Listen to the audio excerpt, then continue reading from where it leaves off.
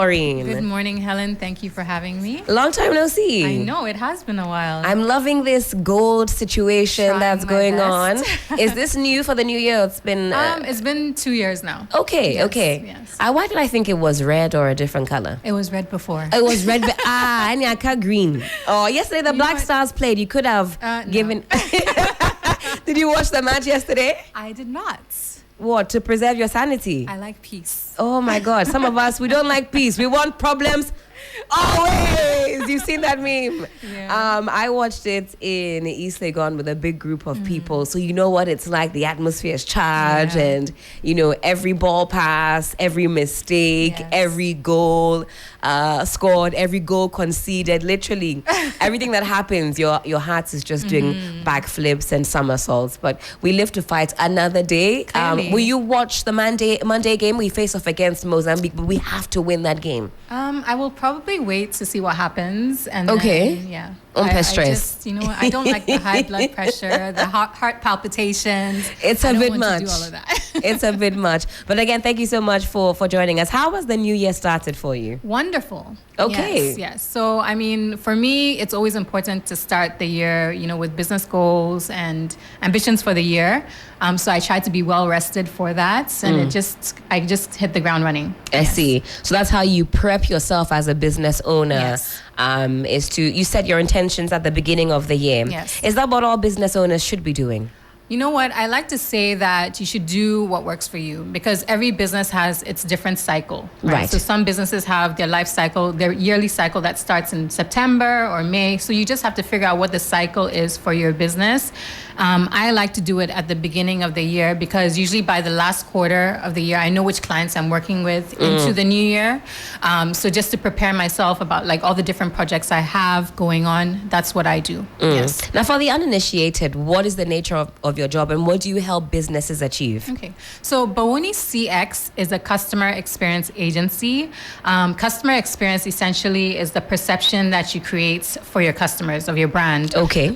So what we do is we work with different businesses at different stages. So we can work with a new founder or a new business owner, and we work with well-established businesses that have been in existence for 20 years or more. And we help them develop that customer experience. We help them develop the perception that they want their customers to have of their brand. Customer experience, in simple terms, what I like to say during my trainings is that if you think of customer experience as the whole pie, customer service is a piece of the pie. So Okay. it's a tool that we use.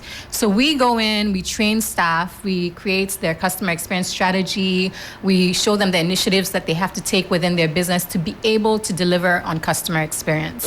Yes. So one would say you are exactly the right person for this conversation this Yes. morning. You're putting us on some free game for the year Exactly. 2024. Now, what do you make of the customer care experience in the capital, for example? Let's test the pulse. Okay. What do you make of it from your assessment? I think that based off of my experience working with businesses in Accra, it's not always a priority. I think the priority is always like revenue generation and profits, and marketing. And then eventually, usually what happens, it's reactionary. So businesses might have a negative situation. It might go viral on social media, or a customer might come in and be totally upset, and then they think we need to do something about it, and then they start to think about what can we do about our customer service or our customer experience. That being said, in Accra, I think over the last 3 years, since 2019, and excluding the pandemic, we've seen an increase in businesses, especially within the hospitality industry, I would say the food and beverage industry, that are prioritizing customer experience. Okay. They take their time to dedicate to training, learning and development for their employees to ensure that the customers are happy and they have excellent customer service. So we have seen an improvement over the last few years, but I do think that as business owners, just as much as you write a business plan when you're starting your business, you should include customer experience in your strategy or in your business plan. What percentage would you put that at? How big a slice is customer care as far as the overall pie is concerned? You mean in terms of the customer experience or the business plan? For the business plan? Yeah, I would say more like 40%. Okay. Because it it ties into every aspect of it. It ties into your marketing. It ties into the way that you interact with your customers. It ties into your revenue, your profits, all of that. So obviously a business does not exist without a customer. That's right. So as long as you have one customer, you should have a customer experience. And you should be thinking, how can I optimize that experience for my customers? Now, what strategies can be employed to train frontline staff in delivering exceptional customer service? Because you walk into a shop, you walk into a restaurant, you walk into any kind of establishment, it can be a bank. The first person that you meet, that member of staff is going to be instrumental in whether or not, for example, if you're a new person, entering that business, whether or not you're going to come back and give your money to that establishment. So when it comes to frontline, and it's I still go to shops, and sometimes you feel as though you're bothering the person that you've gone into the shop. Kind of just it's not welcoming, it's not encouraging, it doesn't make you want to return. Let's talk about frontline staff. Yeah, so with customer facing staff, what I would say, I would say the first step as a business owner is to know what your customer experience vision is. Okay. Similar to how we have a vision for our business, you have to know what your customer experience vision is. So if you want to have a business where the vision is that your employees are all going to be very friendly with with customers, or professional with customers, you need to know what that vision is, and it should be clear to your employees. Okay. The next step is that when you're hiring, you need to hire people that align with that vision or that culture that you're trying to develop within your business. Okay? That's interesting. Not to slight tackle you. So really, it begins from the hiring, not from Genesis. Okay. Literally. Because if you don't hire well, it will affect your customer experience. So you want to hire people, if it's customer facing, people that are personable. They enjoy interacting with people. You don't want to hire someone in a customer facing role that doesn't want to be bothered in dealing with people. Right? And you have people who, maybe are not a morning person. Good morning. What is good about the morning? That's not the kind of candidate that you would have. Exactly. And what I would say in the hiring process is that you would use what I call a tool I call aptitude test. Okay. So it's not necessarily they come in, you ask them questions. Everyone can tell you what you want to hear. But with an aptitude test, you're able to decipher their mindsets and how they deal with different situations. And then you can see which candidate aligns more with your customer experience vision or culture for your business. Once you've hired that person, you need to have what I call a learning and development pathway. Okay, so you don't just train them and onboard them in the beginning, but you should have a plan, a step-by-step plan about how you will continually train them. Okay, so over time. So it could be a quarterly training or a bi-monthly training, just to make sure that they have the knowledge that they need to be able to interact with customers and deliver the customer experience, okay? Included in the training should be product knowledge, okay? Product and service knowledge. Product and service knowledge. Break that down for us, Maureen. Because I'm sure a lot of people can relate to going into a business and you ask about a product and they don't know what you're talking about, but they might have it in inventory. So it's important that your employees that are dealing with customers know what you sell within your business and how to sell it. So is that something that you come across, that you enter a shop and you say, oh, do you sell such and such here? Which they clearly do, and they'll tell you, no, we don't have some here. Yes, it happens. You experience often. that? Yes, it does happen often. Sometimes it's also because the management is maybe not updating the customer-facing staff. So those systems have to be in place where they know what you're selling and the benefits of it, the value that you're offering with the product and the service that you're selling.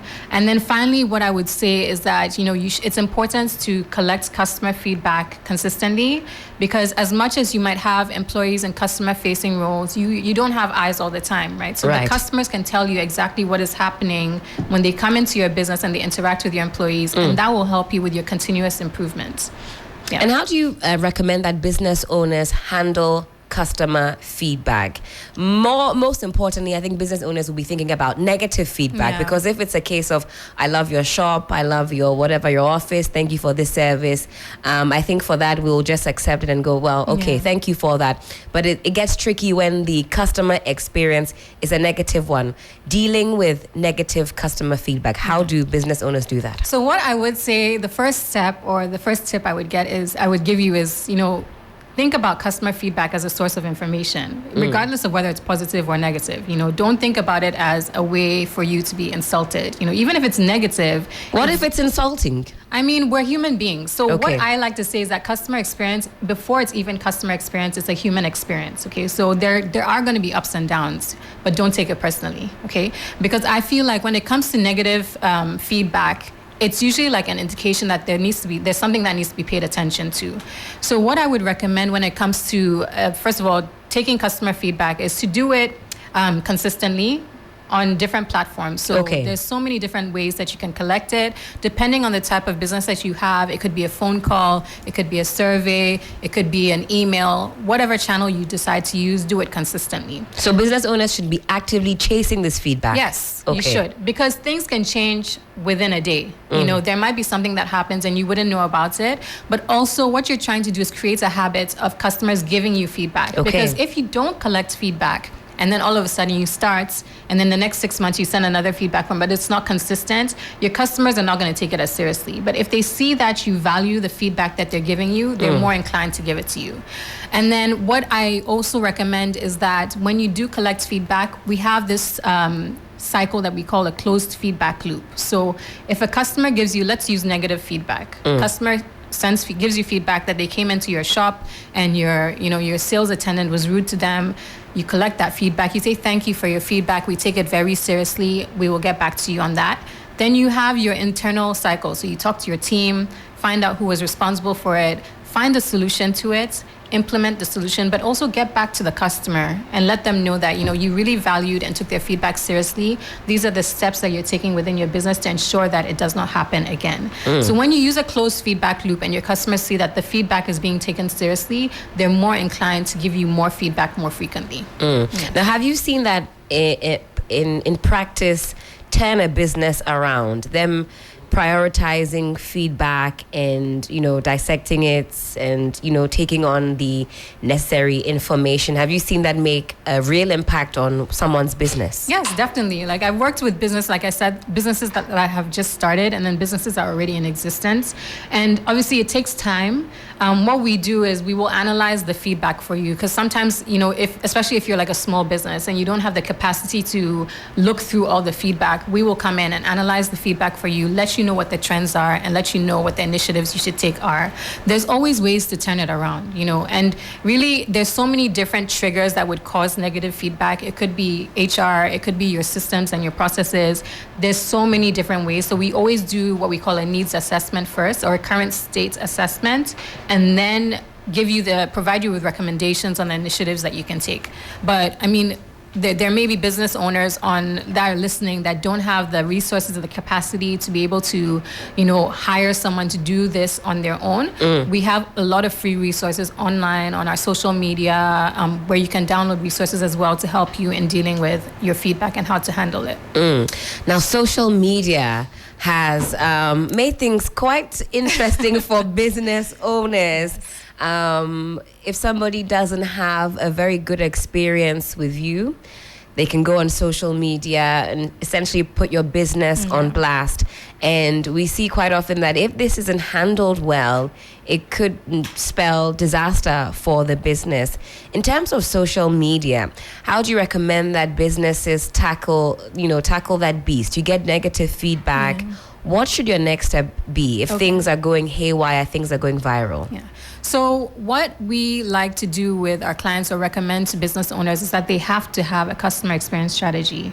Part of that strategy will be crisis management. Okay, and with crisis management, again, it also is something that is discussed in the PR circles, but in customer experience, we also focus on crisis management because it might be tied to the customer experience. And when you talk about crisis management, you have to be proactive, okay? So this is why you need to have that system in place before you have a situation where a customer's bad experience goes viral, okay? With social media, it's a spectator sport. So back in the day, people might complain to their friends and their family, but no one else outside of that network would see it. But now a customer within a few seconds can go on social media and tweet about something. That's right. And then hundreds of thousands of people see it within 5 minutes. That's right. So, and all those people seeing it are invested in what is happening, right? So what I would recommend is this is just a very simple process, but again, it's more complicated when you really dive into it. But what I would recommend is if you have a situation where a customer provides like negative feedback on a social media platform, the first thing I would recommend that you do is respond to the feedback and say, thank you for your feedback.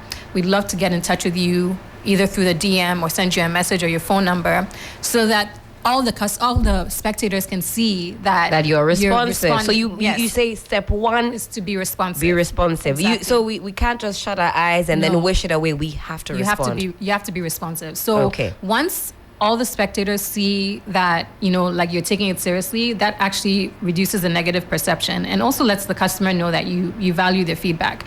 So once you talk to the customer and you resolve it, again, with the crisis management initiative or strategy, you would have steps in place to be able to handle that. So your employees should know that, okay, if the customer is unhappy about this is the solution that we're going to provide them. But you resolve it offline, but bring it back online. So once it's resolved, you go back online and comments on, we hope that we were able to resolve this in an amicable manner. Thank you for providing feedback. And then all the spectators can see that as well. It's really important that you do that, because if you don't, then you're creating a brand reputation where it's like you don't value your customers, and you don't want that to happen. So be responsive, have a crisis management protocol or system in place, handle it as fast as possible, and then make sure that you're doing it online. If you go offline, you just conclude the interaction online so that everyone can see that you actually took it very seriously. Yeah. Because like we've seen in many instances, it can be very detrimental when, as they call them, keyboard warriors, get into pole position. And that's where you see others who have maybe had a terrible experience with your brand. Yes. Also joining on the bandwagon. So if you take Maureen's earlier advice of consistently taking feedback, then a viral moment might not be the first time you hear about poor service. Well, it is some 16 minutes to the top of the hour. You're still live here on 3FM Sunrise on 3FM 92.7. We're speaking with Maureen, CEO of Atebawone CX. We're talking about keeping your customers happy. We're making sure that you keep some money in your pocket in the year 2024, because the economy is hard. It's not easy at all, and you might not be able to afford a Maureen, but she has a lot of resource. She'll plug that for us before she goes, and we're giving you the much needed support, some tips and tricks to help us all strengthen our businesses in the year 2024.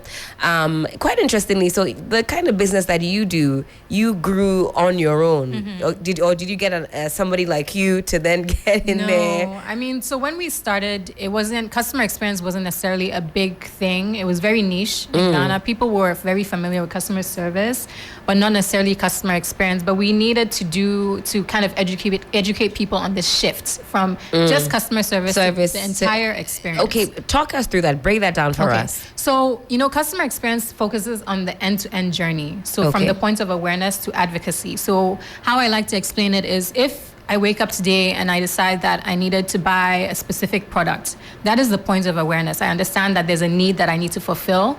And then I maybe check online or talk to my friends, go to the shop, or buy it on a digital platform. But when a business is focusing on customer experience, they're focusing on all those different actions a customer will take.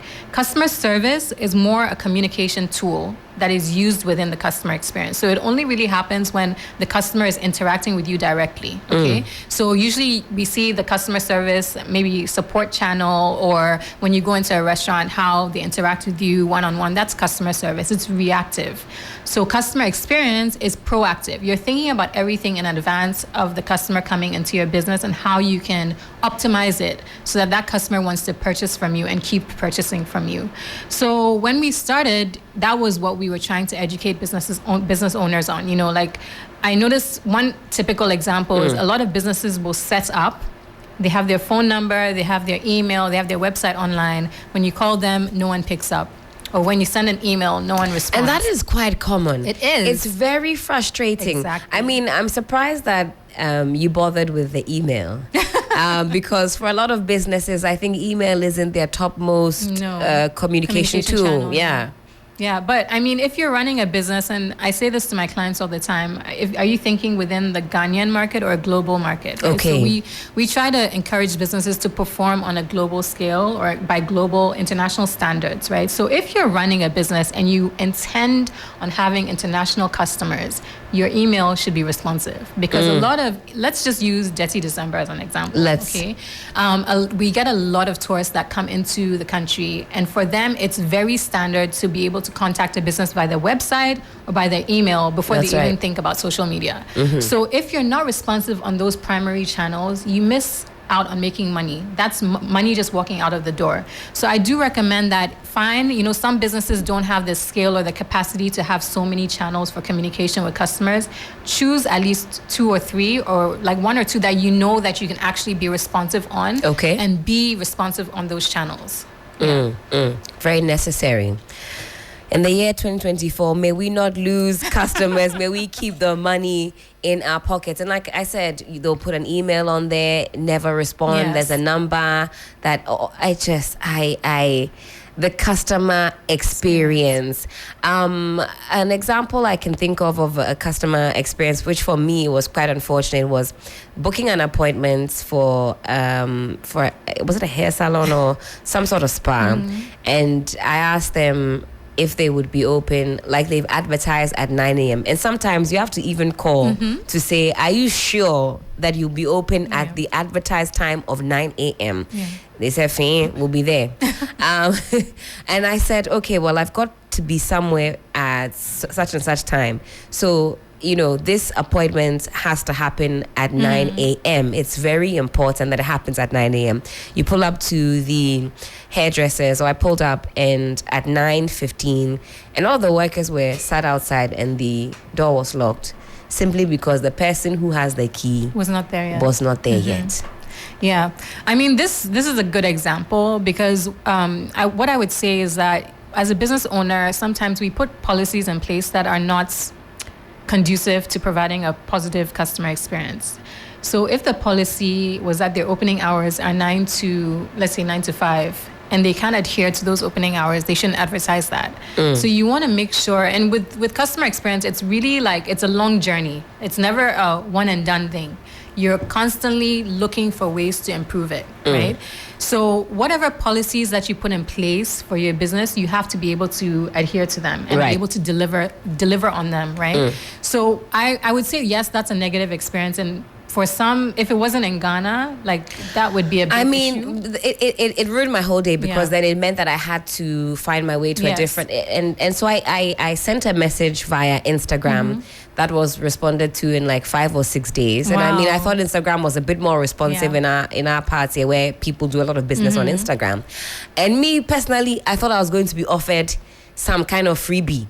Okay, this is what happened. So you come for a free pedicure. It was just sorry that this happened. And I did appreciate that they responded, albeit quite late. They said, sorry that this happened. It won't happen again. Do you think that in that kind of situation, that would have sufficed? Or they could have given me a free pedicure? It would not have sufficed. I think that there's so many red flags in that example because, first of all, the person that was responsible for the keys should have been on time.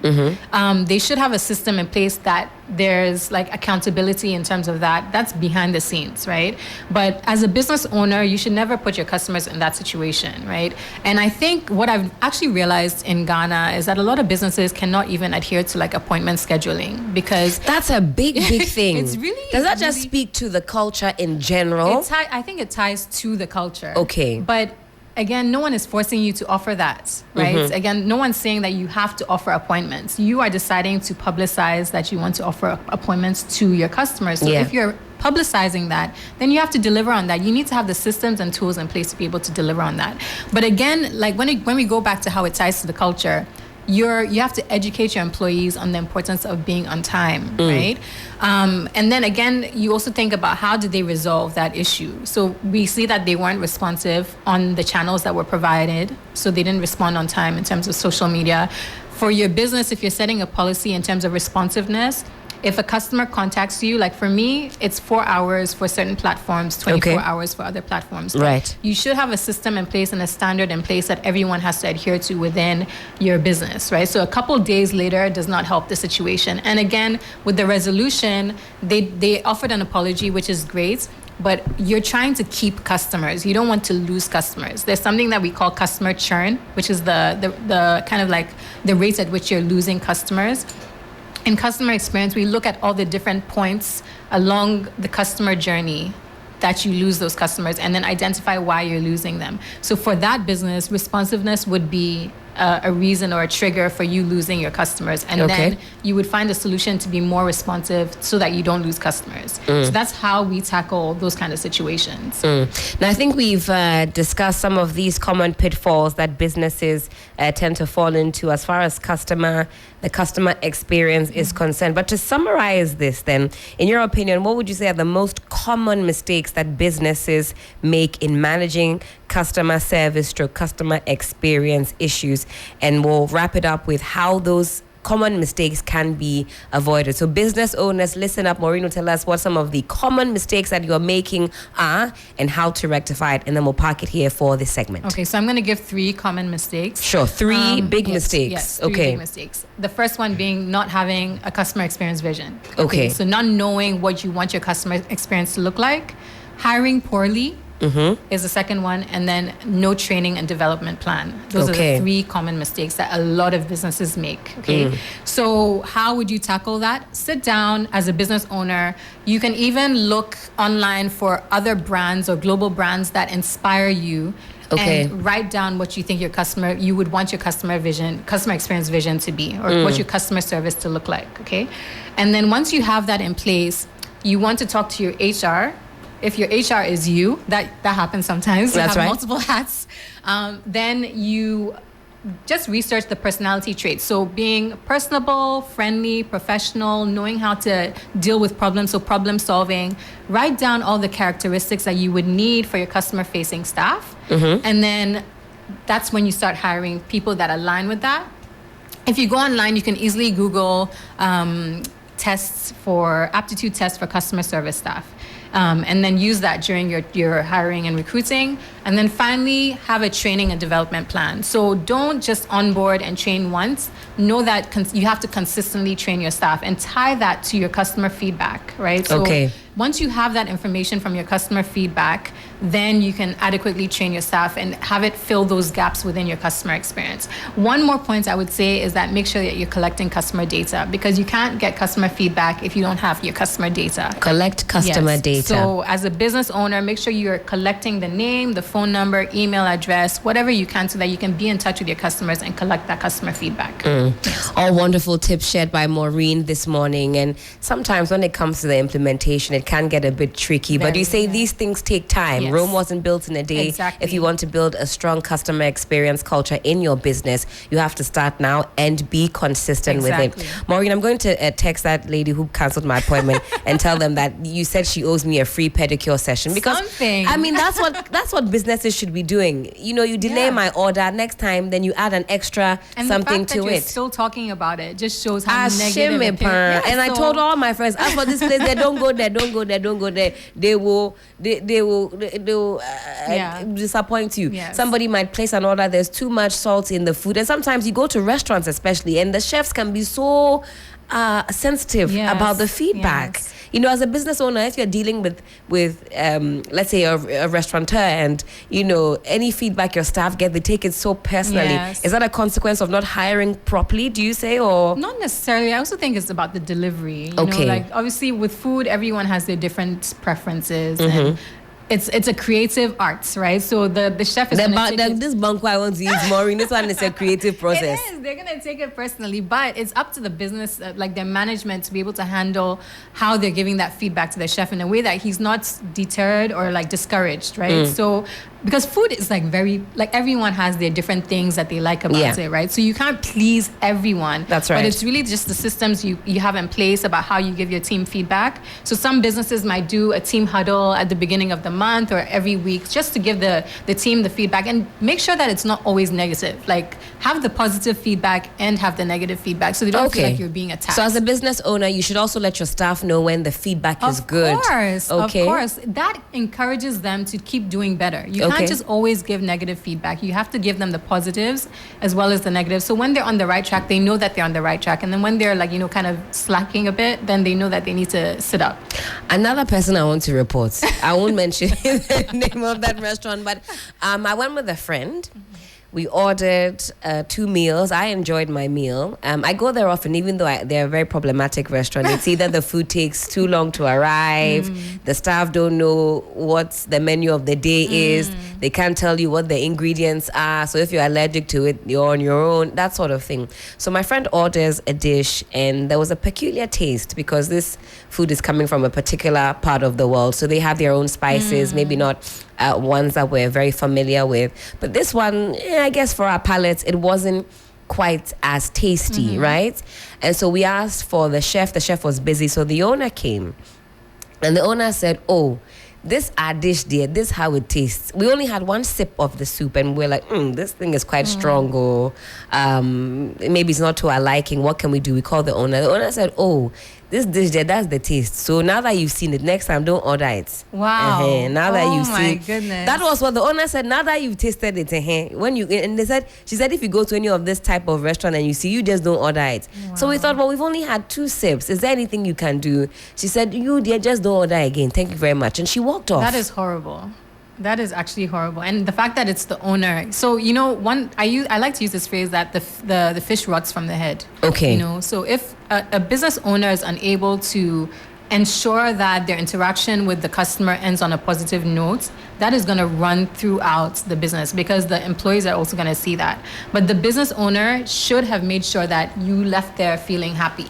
Because that's how you retain your customers. That's how you build loyalty. That story could have been a whole different story if he or she had said, oh, I'm so sorry that this did not meet your expectations. This is generally how this meal is or this soup is. But what I can do is exchange that for something else that suits your palate, And then you would have left there saying, okay, you know what, this owner was very accommodating, and then recommend that place to someone else. So as a business owner, it's very important that when you interact with customers, think about customer loyalty. How can I make sure that this customer comes back? And do whatever you can to optimize that experience for the customer. Absolutely. Now that I even think about that scenario, and there are so many other more scenarios that I'm sure we could all share, go on for days and days and days about. But again, for you as a business owner, what are your plans for 2024? And I mean, do you implement your own strategies? Yes. Okay, so you're actually walking the walk, talking the talk. I have to. So, there's customers and there's clients. So with the customers, it's a short cycle, and with clients, it's a longer cycle in terms of how long you interact with them. So because I deal with clients, I have to always look for ways to optimize the experience that they have with me. And I'm constantly asking myself, how can I do this better? And every business should do that. Like, how can I make sure that this experience is better for my clients? Every business is going to have a different clients base or a different clients interactions.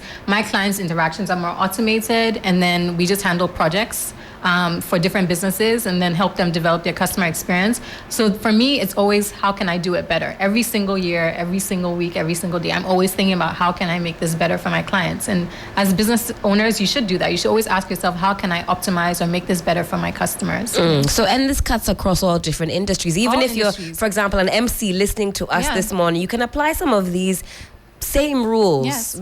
Collecting customer feedback. You've got an MC'd an event. You can ask the organizers for feedback. Exactly. I had this exact discussion with a DJ. Okay. And he was like, really, do I need customer experience? I was like, yes, you do need customer experience because you have people paying for your services. So how you onboard your customers, you need to have a system in place. The feedback you collect from them, testimonials. In fact, let me ask, DJ Abiam, do you collect feedback after a gig? Do you normally, you ask them, oh, how was it? Okay. Okay. Yeah. So people use WhatsApp for a lot of business processes. You can literally just create a feedback form and send the link to your customers after a DJ gig. Okay. And then it's like a star system, so a rating of 1 to 5. And you can do that on WhatsApp. Yeah, you just send Maureen is putting us on some free game this morning. We have so many free tools that you can use as business owners. It doesn't have to be expensive. It's really just being like intentional about how you can improve your customer experience. I feel like if an MC or a DJ send me a feedback form on WhatsApp, I'll think, Wouldn't you be impressed? I'd be very impressed that this individual is passionate about their business and they're serious about their business. And their customers. And their customers. So just the mere fact that they want to know how they did is a good indication that they care about that. And like you said, for a business of one, sole proprietor, any kind of business, these tips and tricks will help you improve on your customer experience. Exactly. Yeah. I'm very excited about that. But plug the socials because I know you have some free resource also on there for us. Okay. So our social media, Facebook, Instagram, and Twitter is Bawone CX, BAWONICX. And the good news is that in February, we're going to have a lot of free resources. So we're going to have a free 5-day email course. So as a business owner, we understand that they have limited time to sit down and do a live course. So you literally get the information to your email, and then you can literally go through the steps every day at your own convenience. We have a free webinar that's happening on February 11th, and that's about customer experience strategy and purposeful customer experience. And then on the 18th, crisis management. So we just talked about that. If you're a business owner and you don't have a system in place for how to deal with a negative experience that goes viral or a customer that's very unhappy, we are going to walk business owners through the different steps, 7 different steps, our framework that we use with our clients on how to handle crises without compromising your business reputation. What a juicy New Year's gift. Bawoni CX, Bawoni CX on the socials. I'm constantly checking out your page, Maureen. I don't even know if you realize I'll retweet here and there, but it's such useful and vital information that, just reminds you that if you're a business owner or even as an individual, if you want to enhance the experience that your customers and or clients have with you, you have to be intentional about it. It doesn't happen in a vacuum. You have to set your intentions and go forth in the year 2020. Maureen, thank you so much for your time this morning. It's going to be an exciting year. It is. Next time I see you, what color will the hair be? I don't know. I'm still thinking about that. Okay. Nothing for the Black Stars? Nope. Maybe a small star at the back? I'll think about it. They play on Monday. If they win on Monday, maybe. If they win on Monday, maybe a small star be on the side. Don't hold me to it. The Black Stars, I should have even asked how they can improve their customer client experience, because they are giving us serious pressure. They're getting free feedback. They get the feedback. They get it straight. In fact, unfortunately, Chris Hutton got a tap to the back of his head. No. I don't know what more direct feedback could be. We don't advise that though, Maureen, do we? No, we do not. Don't give feedback by slaps, and you're good. We won't have that. But Maureen, again, thank you so much for your time.